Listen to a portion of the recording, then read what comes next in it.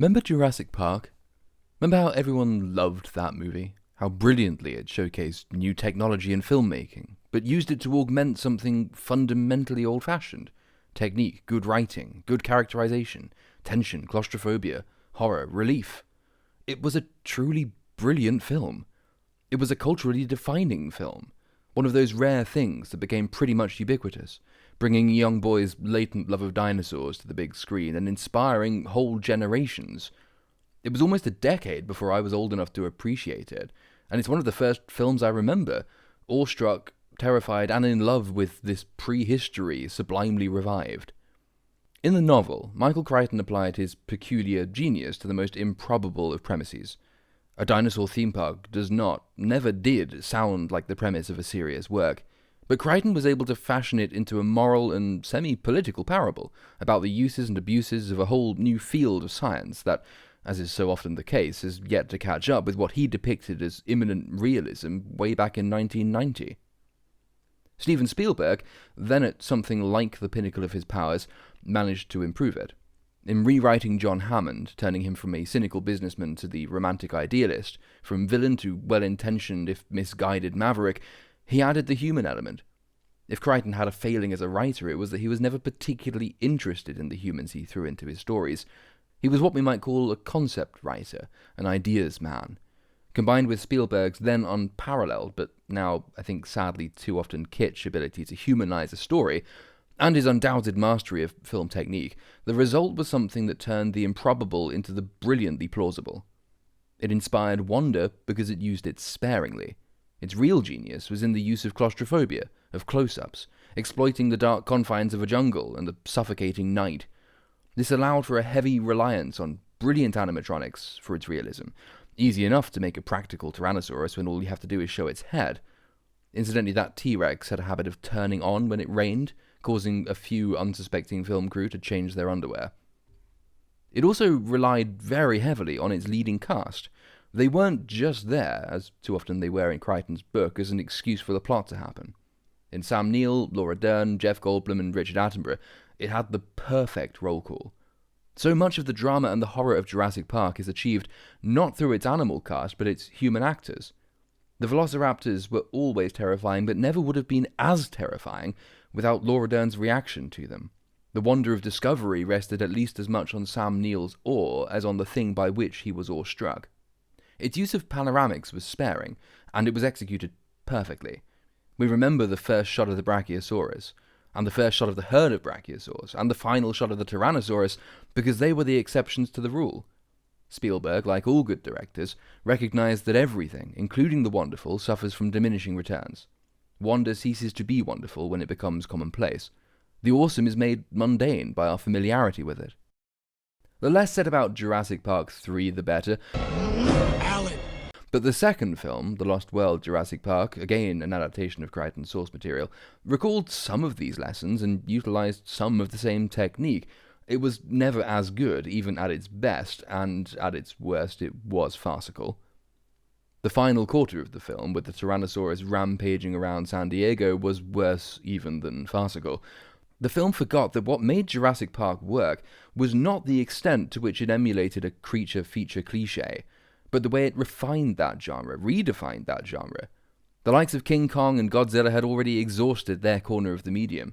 Riffing on that was The Lost World's greatest mistake, undoing pretty much everything it had tried to do on Isla Sorna.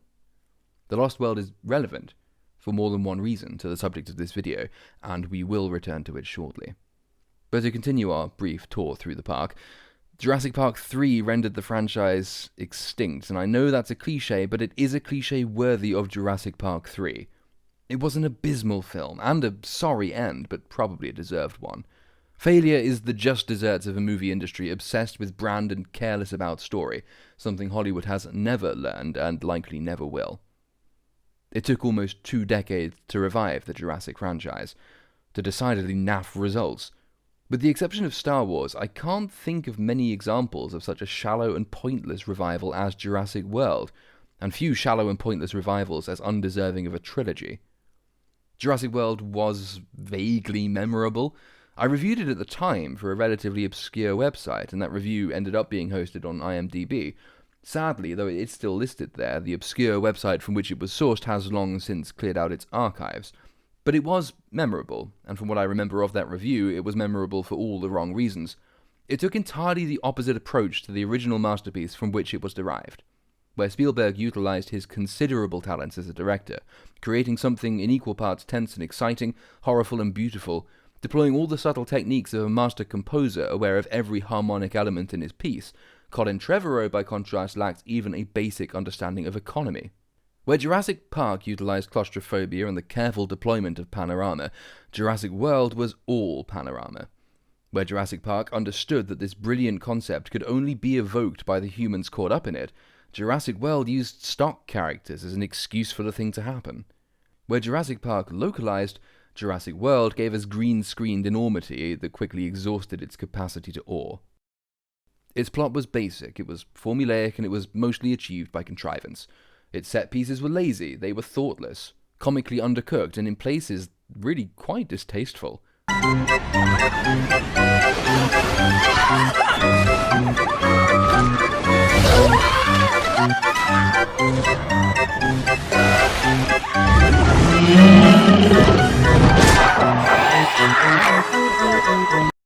Its characters were cliché, ruggedly handsome explorer type in jaunty relationship with stereotypical corporate bird, creepily shallow teenaged boy accompanied by autistically nerdy younger brother for the odd occasion exposition was required, a motley collection of bland nerds, a discount version of John Hammond, a villain with one of the most hysterically awful motivations ever devised for film.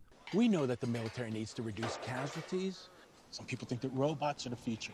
Look, nature gave us the most effective killing machines 75 million years ago. And now we know they can take orders. These animals can replace thousands of poops on the ground. We have these puppies in Tora Bora. Yes, someone actually wrote that. A whole team of writers actually thought that was good. My fucking god. Jurassic World was parodic. It was an object lesson in unwitting metaphor. Its moral message, to the extent it had one, was supposed to warn us of the danger of shallow corporate greed and the cynical motives of boringly stereotypical capitalist leeches. Because we've never seen that before. That's definitely as interesting as the premise of Jurassic Park. Anyway, the irony being that this wasn't just the film's story, it was also the story of the film. It showed some of that tired self-awareness we've come to expect of modern blockbusters. The writers did, self-consciously, draw the analogy themselves after a fashion. One of the nerds at some point explains that nobody any longer would be satisfied with mere dinosaurs. They wanted something newer and bigger, hence the Indominus Rex, or whatever the fuck that abomination was called. Fair enough, compared to The Matrix Resurrections' dig at the studio that birthed it, this does qualify as subtle. I'm sure you can understand why our beloved parent company, Warner Brothers, has decided to make a sequel to the trilogy. What? But compared to any film less shit than The Matrix Resurrections, it comes across as lazy and wrong-headed. In the first place, fans would be satisfied with mere dinosaurs if they were placed in a good story. In the second place, the greed of Universal Studios didn't prevent Crichton and Spielberg making something brilliant of Jurassic Park.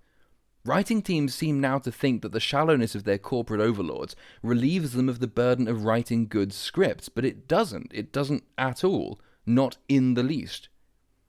I said Jurassic World was at least memorable, and the same cannot be said of its sequel.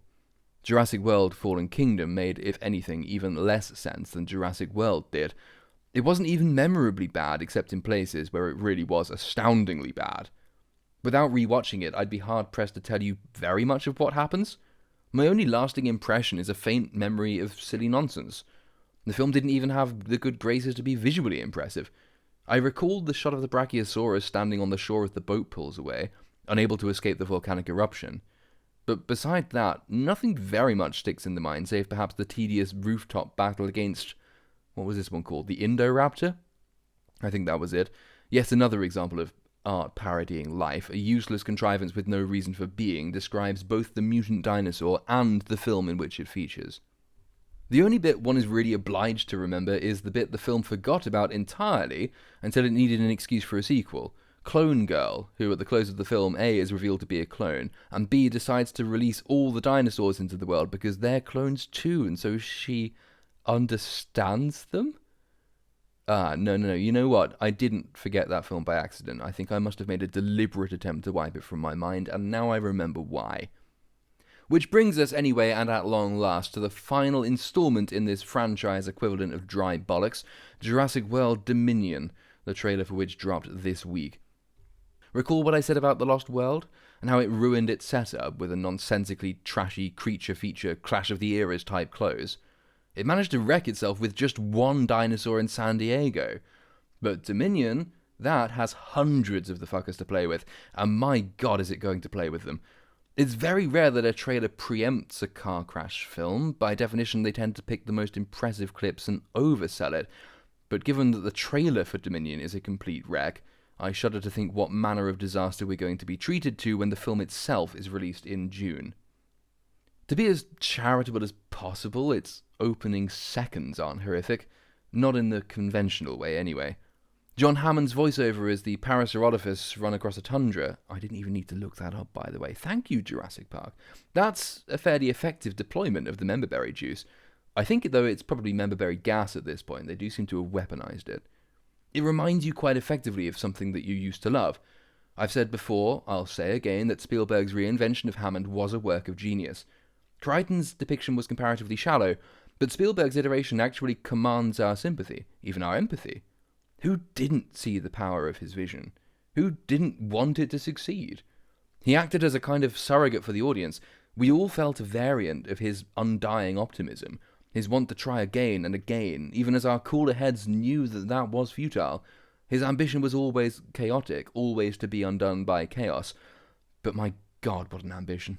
This place, I wanted to show them something that wasn't an illusion. Something that was real. Something that they could see and touch. The name not devoid of merit. Next time it'll be flawless. It's still the flea circus. It's all an illusion. When we have control again. You never had control. That's the illusion. I was overwhelmed by the power of this place. But I made a mistake too. I didn't have enough respect for that power, and it's out now. The trailer begins its rapid descent to the ridiculous at the 10-second mark, when we see Chris Pratt, remember when he was a thing, riding a horse alongside the dinosaurs, accompanied by dino cowboys, for reasons as yet unclear but inevitably stupid, recalling to mind that especially awful scene, I think, in Jurassic World, where he rides a motorbike alongside his trained velociraptors in a bid to get them to take down the Indomitus Rex. That was seriously the plot of that film, my God. Anyway, if you close your eyes and forget that this is a trailer, and you just listen to Hammond's voice accompanied by music that's almost certainly going to be more impressive than whatever budget John Williams guff Michael Giacchino laboriously dollops over the film, then you actually do have nice feelings. But then you open your eyes and you see Chris Pratt successfully doing his force calm maneuver on a dinosaur that's never, ever been trained to respond to it, and you remember that weaponized memberberries exist to make bullshit smell nice. How is there a plot hole in the first 20 seconds of a trailer for a film? How have they done this? We're then treated to a shot of what might be a Diplodocus in the snow. Its neck's a little bit short from what I recall. And once again, we're forced to marvel at the genius of Jurassic Park, which did this much more convincingly 30 years ago. Blue, the Velociraptor, and easily the most convincing actor of the first two films, despite being itself a ridiculous contrivance, is back, and with a mini Velociraptor, so we know they're breeding again, though you'd have thought they'd have had plenty of time to correct this since they discovered the fault, again, 30 years ago. Don't use African tree frogs. Don't rely on lysine deficiency to cull the population. Learn some fucking lessons, you sloppy meringues. And I have a nasty feeling this is going to be really played up in the film, despite it being a problem that really has no excuse for being, because the premise of this film seems to be not only that having dinosaurs on the loose is causing problems, as you might expect, but that they are a threat to our own survival. To be clear, there is absolutely no reason for this to be the case. I don't recall them rescuing and freeing enough breeding pairs of dinosaurs to successfully repopulate the planet. Inbreeding would wipe them out. But even assuming they did somehow rescue tens of thousands of dinosaurs on a couple of ships, we go back to the Tora Bora bullshit from the first Jurassic World. Humans have guns, tanks, aeroplanes, missiles, standing armies, satellites, bioweapons. We have a monumental advantage of numbers and arms and firepower. Is the film really trying to tell us that a few hundred, even a few thousand dinosaurs could overpower the armed forces of a country as pointless even as Luxembourg? The only way this could happen is for every human being in the world to be as profoundly dumb as the security forces in Jurassic World and Fallen Kingdom. But forcing incomprehensible stupidity on people as an excuse to allow the plot to happen is the very definition of contrivance. Yes, it would fit in with the series' meta-continuity, but only because the series' meta rests entirely on abysmal writing. We see the Mosasaurus attacking some kind of fishing ship, and that looks impressive. It might even make sense. Deep-sea creatures are far harder to exterminate than land-dwelling monsters, at least until they come up against the Japanese. But wasn't there only one Mosasaurus? That's a pretty small problem in the grand scheme of things, and by definition also a temporary one, given it cannot reproduce. We get a brief shot of a Tyrannosaurus in what looks to be a suspiciously urban area, which brings back a whole collection of past traumas from the Lost World, and then we're hit with another big dose of memberberry gas. Admiral Holdo is in this film. Oh, sorry, no, it's Dr. Sattler is in this film, and I still haven't forgiven her. And she's not alone. Remember Alan Grant? Remember Ian Malcolm? Remember Jurassic Park? It's all coming back. They're even at what looks to be a dig site. Remember the dig site? Remember them digging up the Velociraptor fossil? I wonder if we'll see that again. It at least suggests Dominion won't be emulating the catastrophic fuck-up of the Star Wars sequels. We will actually get to see the three main characters on screen together. It also suggests that the marketing isn't quite as cynical as the campaign for Fallen Kingdom, which promised us there are incredible new dinosaurs, an exploding volcano, and Dr. Ian Malcolm's back. Taiwan, this is Dr. Malcolm. Jeff Goldblum, not gonna lie, that's pretty awesome. There are terrifying new dinosaurs, an exploding island, and Jeff Goldblum's back. Hello, everybody. I'm Jeff Goldblum. And gee, I'm so thrilled to be back as Dr. Ian Malcolm. Only for him to feature about as heavily as Boba Fett in the Book of Boba Fett. I'm confused. It's just a shame the film of which they are a part has all the ingredients of a cinematic holocaust. We get more panoramic shots, and then we hear Jeff Goldblum speak the line, "We're racing toward the extinction of our species." No, you're not. You have guns. You have fucking aeroplanes. An AC-130 would wipe out all the dinosaurs, you salty smegma drips. We have a quick shot of someone, I think it's Bryce Dallas Howard, hiding underwater from a dinosaur that is clearly a herbivore, it having no teeth. Then we have Dr. Malcolm reminding us that we're subordinate to nature, which does not apply when the nature in question is dinosaurs and we have nuclear weapons. And then it gets really silly. I don't know why it was decided, where or how, to recreate the rooftop motorbike chase from James Bond Skyfall, but that is what we're getting. Architects will probably be able to identify the city. I'm not an architect, I can't do that. But we have velociraptors running rampant in a suspiciously empty city. Probably, I think, somewhere in Europe. Looks rather cultural, possibly Italy. Jumping between rooftops like the Ezio Auditore, a scene which is continued later in the trailer when they're seen chasing a motorbike riding Chris Pratt into a plaza where two tyrannosaurs are attacking civilians. And how? How is this a thing? They're tyrannosaurs. Did no one spot them walking into the city? Did no one spot them while they were miles away? How did they make it all the way to a city centre without triggering any alarm or any response at all? How have they not been shot? Why are people still wandering around?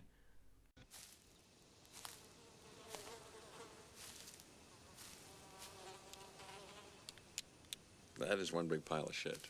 This is cheap and ridiculous action for the sake of action. There was none of this, absolutely none, zero, in Jurassic Park. This makes the T-Rex attacks in San Diego from The Lost World seem like subtle and carefully crafted movie making. This makes Jurassic Park 3 look like a very sensible film. What an utter catastrophe this is going to be. But it doesn't stop there. Oh no. We cut to Chris Pratt, Bryce Dallas Howard, and as yet unnamed diverse female character in an aeroplane.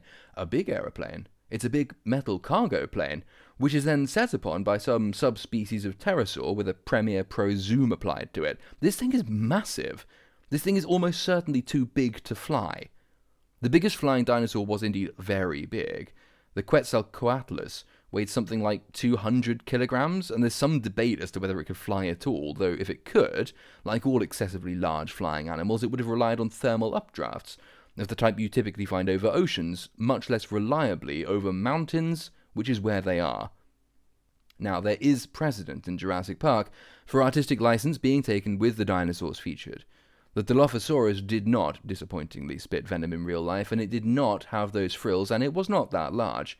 The line about velociraptors resembling 6-foot turkeys is actually a fairly subtle nod to the fact velociraptors in real life were really not much bigger than turkeys. They certainly weren't 6 foot.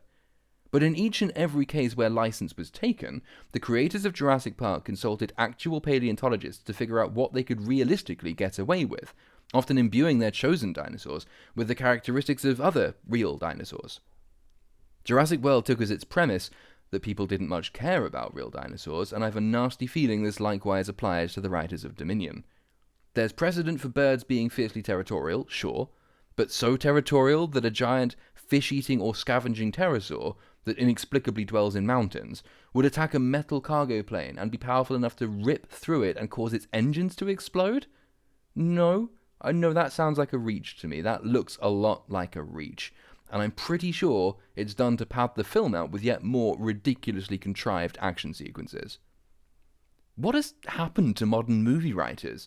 Why is it that, as the average size of writing teams has increased, their capacity for creative thought has disappeared entirely? Even the dumbest blockbusters of the 80s and 90s had some rudimentary intelligence to them, a vague grasp on what's realistic, a sketchy but present understanding of plot continuity and pacing, and there were some shockingly bad blockbusters in the 80s and 90s. But our modern blockbusters seem to regard thinking as the enemy. It's like every modern film writer aspires to be J.J. Abrams. Why?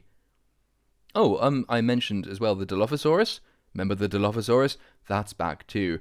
I'd honestly not be surprised if they found a way to revive Dennis Nedry at this point. That seems like the kind of bullshit this film would pull. See, nobody cares. Nice hat. And God, oh God, it's not over. Remember the T-Rex? Remember? Nobody move a muscle.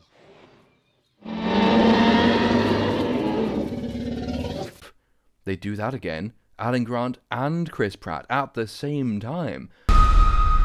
Don't move. Bigger.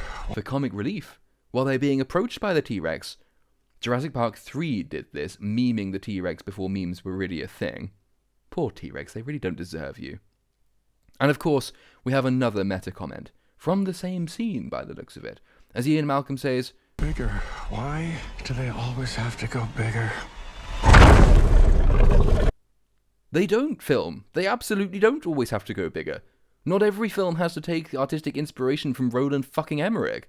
Not every film has to use self-awareness to excuse its own failings as a joke. If you're aware of your faults and you keep on repeating them, it's because you are a shit and you're incapable of growth and development. This film is the equivalent of perpetual adolescence, dimly aware of its own immaturity and apparently quite proud of the fact. And that's it. That brings us to the end of the trailer. And what an appalling mess it is. Michael Crichton was something of a genius. Not the finest writer by any means, on a technical level, but supremely innovative. The cliché page-turner could have been invented for his books.